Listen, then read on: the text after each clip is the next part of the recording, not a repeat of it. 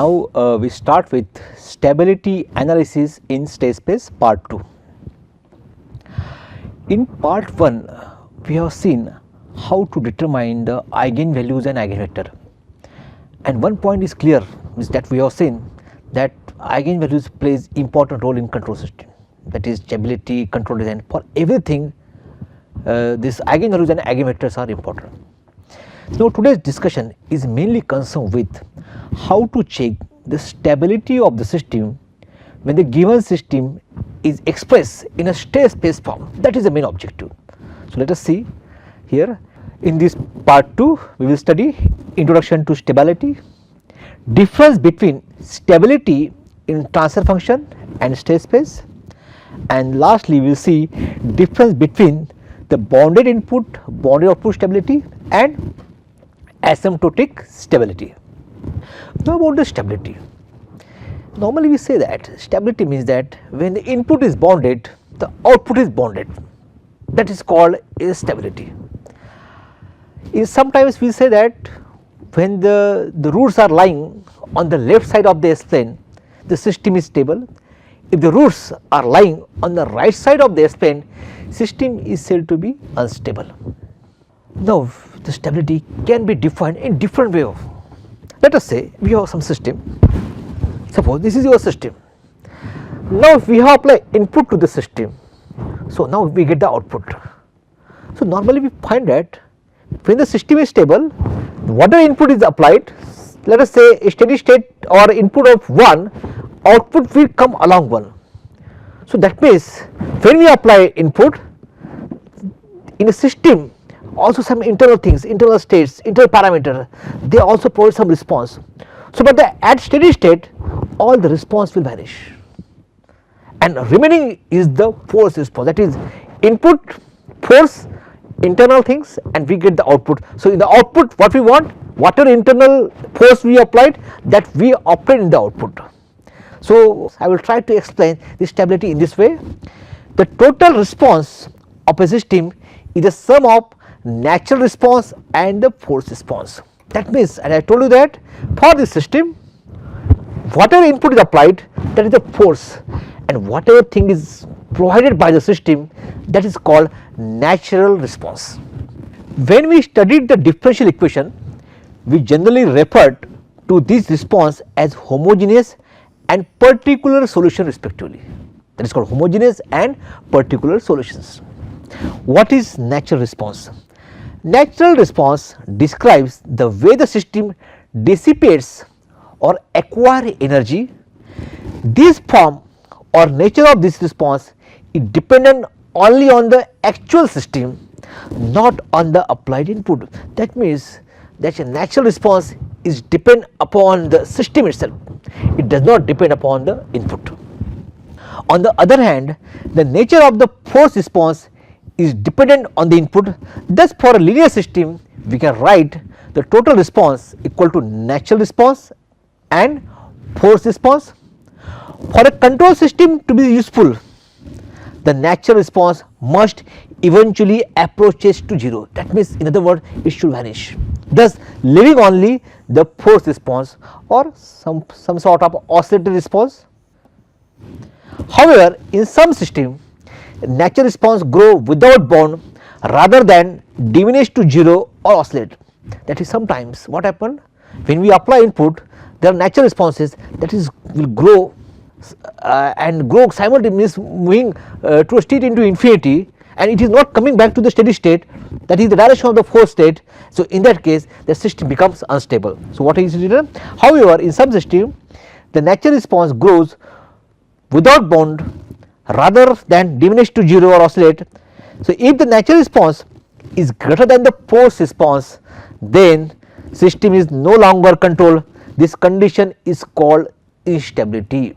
That means your force response must be greater than the natural response for the stability of the system. If the force response is less, it is okay. If force response, if the natural response is greater than the force, system is unstable. We always want force response should be more than the natural response.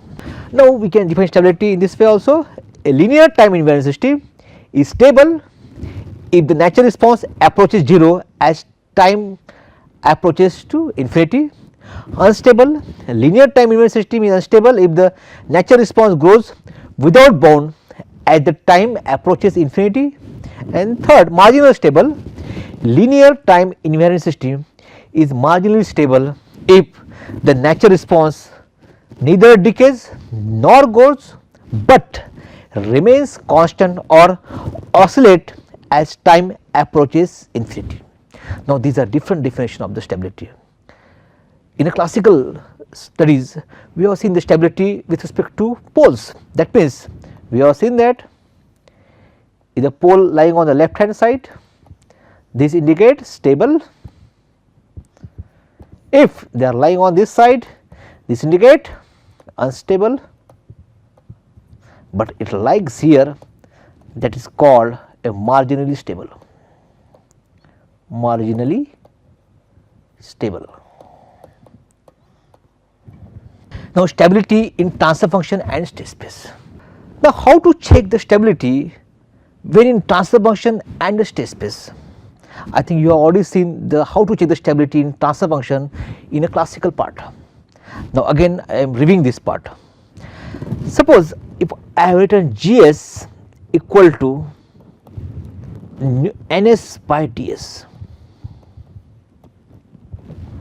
So n of s, that is Ns is numerator and ds is denominator, and it is written in the most of the textbook that in order to check the stability of this we have to check ds. The question has come in the mind, why ds, why not ns? Ds concerned with the poles and ns is concerned with 0. So why we are taking care of pole only, not zeros? Our zeros are present in the system, because definitely the zeros are present in the system, but we are concentrating on only pole. Why it is so? This is maybe because you see it, the pole is there. So if you take any equations s raised to n, a1 s raised to n minus 1, a1 s raised to n minus 2 up to n, or if you solve it we get the characteristic equation, that is in terms of s let us say s plus a1, s plus a2, s plus a3.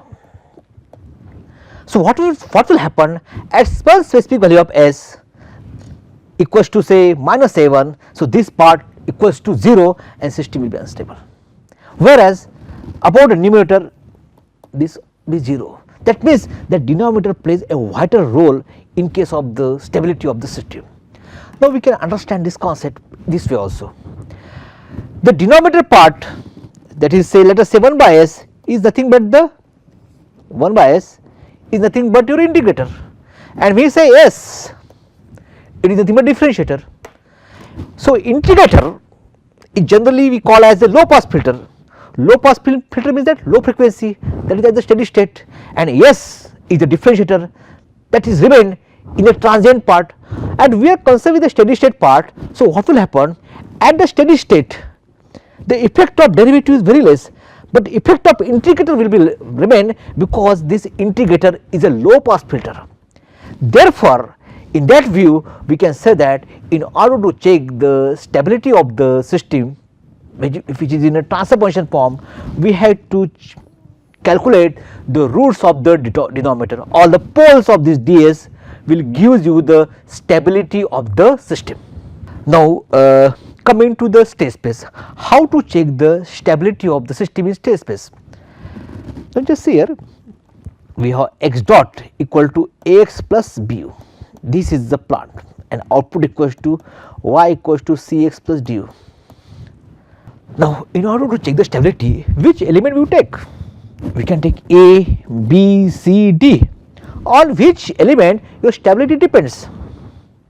So in order to get this point, what we will do, we can write the equation as g of s equal to this transfer function equal to c si minus a inverse b plus d. This equation we have already seen when we convert the given system which is in a state space form into a transfer function domain GS. So GS and this one. So this is GS is the thing about a transfer function, and this is the thing about your modern control or state space. So this is the relationship between GS and this one. So what is GS? This GS equal to numerator by denominator. And stability of the GS it depend upon this. Now what we do? Now we solve this equation. This C Si minus A inverse B plus D, we have to solve this. So how you solve this? So this Si minus inverse we can write down in terms of adjoint and in terms of determinant. Therefore this equation we can write down as now GS C adjoint of Si minus A divided by the determinant of Si minus A B plus D. And again we solve this, what will get this equation as? We can get it as determinant of Si minus A equal to C adjoint of Si minus A B plus D multiplied by determinant of Si minus A. Now the GS equals to C Si inverse B plus D, and now Si inverse we have written in terms of adjoint plus determinant, and after we have solved it, what we have got? We have got GS, and GS equals to NS and DS. So DS in transfer function is corresponding to this determinant Si minus A. Therefore for DS they are poles, whereas in case of state space it becomes Si minus A. Therefore whenever we check the stability of the system, we are only taking care of A matrix. We never bother about this B matrix, C matrix and D matrix, particularly stability is concerned, as we are easily seen NS DS and this part. So DS is equivalent to Si minus A. So normally we call the determinant of Si minus A, if you solve it, we call as eigenvalues, and DS when you solve the characteristic equations we will get the poles of DS. So poles it is in terms of transfer function, and in whenever we say the state space we call as eigenvalue. Now difference between the bounded input, bounded output stability and asymptotic stability. Normally this BIBO word we have used in case of transfer function approach. When input is bounded, your output is definitely bounded. Now about the asymptotic stability, it means if you having x dot equal to x, x dot equals to x, so if you solve it, what will get? Dx by dt into Ax of t. Therefore this x dot t, or we can say x of t equals to e raised to at x of 0. This is the state equation. So the more details of these issues we will see later on, but now for time being, because we are to learn what is the difference between BIBO and asymptotic stability, I have written this equation. So x of t, if we solve it, we get x of t equals to e raised to at x of 0. Now assume that your time t tending to infinity, and all the eigenvalues of A lying on the left side, that is A is all the elements of are minus. So what happen?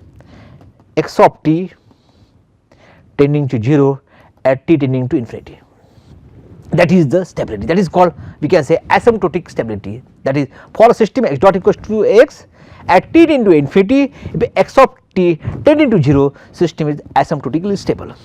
I think from this discussion we got one point that BIBO and asymptotic stability are the same things. But can this definition is true for all type of systems?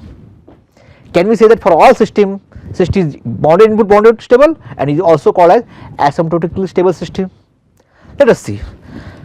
So now I am taking one example, say this g of s equal to s minus 2 divided by s minus 2 s plus 3.